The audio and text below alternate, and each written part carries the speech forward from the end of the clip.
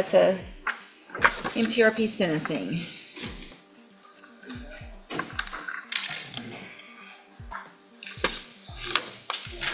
Right out of the gate, this is a classic courtroom apology.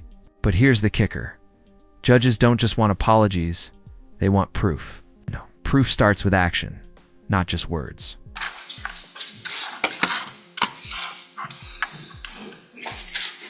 All right, ma'am, you're Jamie Story, and this is cause number 23, DCCR 1546. Ms. Story was placed on probation February 25th of this year for the offense of theft of property with previous convictions, and that was enhanced to a third-degree felony. The sentence was a 10-year term in prison that was probated for 10 years.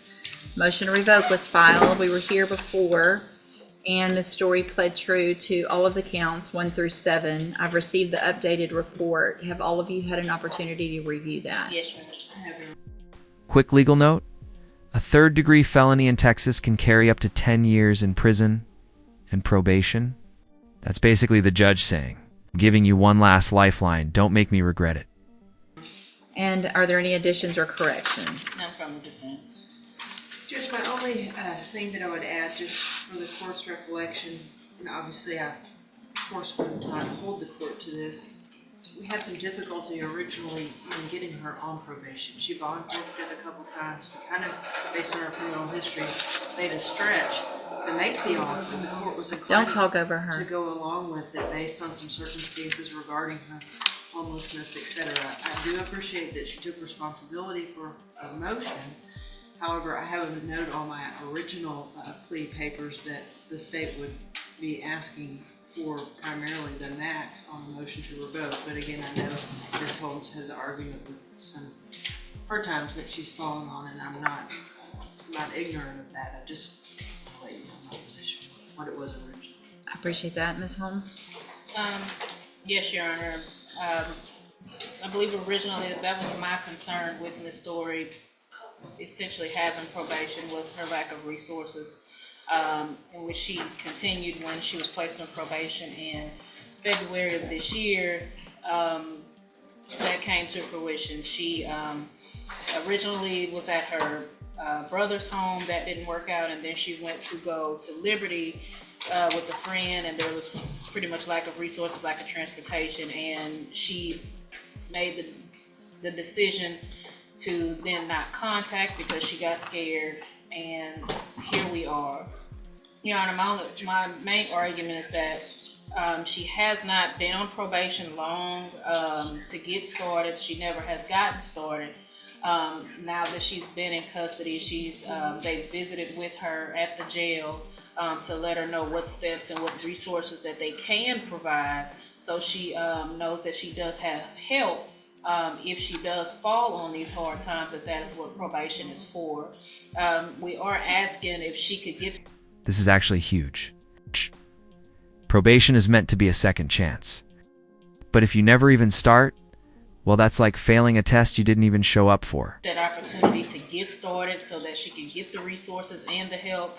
She states that she's been in contact with her mother, and her mother would be where she would reside if she's reinstated back on probation to get things back on track. I do see in the recommendations that probation stated if she is granted reinstatement to complete the cognitive track of the Intermediate Sanction Facility, in which I've gone over that with Ms. Story, and she is willing to do that to have an opportunity to get back on track with probation. Your Honor, we do understand she does have extensive criminal history, and this is not her first rodeo.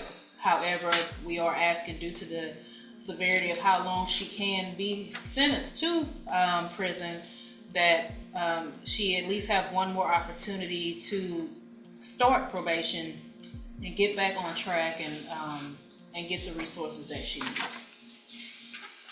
I don't have anything additional, Judge. I defer to what the court deems appropriate.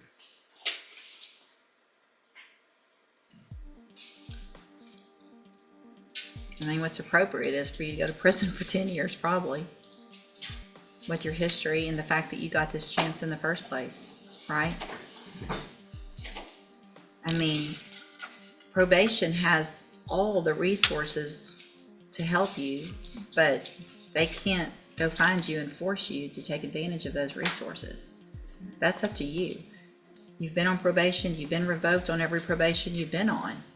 So the fact that we gave you a probation now and that I'm even considering leaving you on it is making me question my sanity, honestly.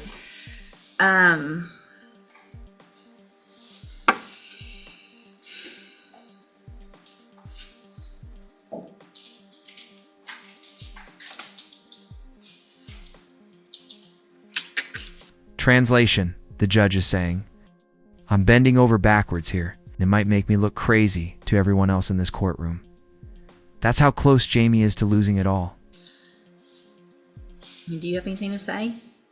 I'm just sorry for disrespecting y'all. I mean, when you never show up, it's pretty much like you're just flipping us off, you know, I understand. for giving you an opportunity. And it's hard not to take it a little personal. And I really am sorry, and I'm sorry for disrespecting y'all, and I will do it right this time. What will you do different? Everything. Like what? I'm gonna get me a job, I'm gonna go to work, I'm gonna go to probation, I'm gonna pay my fees, I'm gonna do everything that I'm asked to do. Why didn't you do it before? I didn't have a ride. Well, but you could always call, I don't understand. right? It's not my- You know, if you don't have a ride again, what happens? I'm gonna have to go phone call. I just had a granddaughter born, so.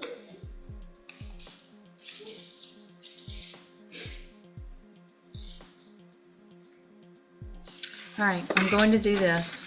I'm going to find that you entered your pleas of true to counts 1 through 7 freely and voluntarily. Find those counts true. Find sufficient evidence to revoke your probation. But I'm not going to do that today. I'm going to continue you on probation. I'm going to order you to enter a successful. Okay, this is the moment of truth. 10 years in prison is on the table, but the judge still has the power to give her one last shot. Watch closely. This is where consequences meet compassion. Complete the cognitive track of the ISF program.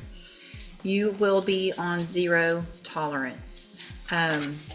If I'm telling you, I mean, if you are back in here, I really am going to see all of this. I see everything every time. And there's not going to be negotiations. There's not going to be, let's give you less than the 10. You've agreed to 10 years already. If you violate, it's 10 years in prison, and you can see your grandbaby when she's 5, 6, or 7 when you parole out. All right, so that's what's at stake, is a 10-year sentence, not some lesser, maybe just 2 because you couldn't find a ride. You agreed to it, it's all yours if you violate. Does that make sense? All right, go back with the bailiff. Good luck. That line hits like a hammer. Stakes like missing your granddaughter grow up sometimes the only thing that cuts through.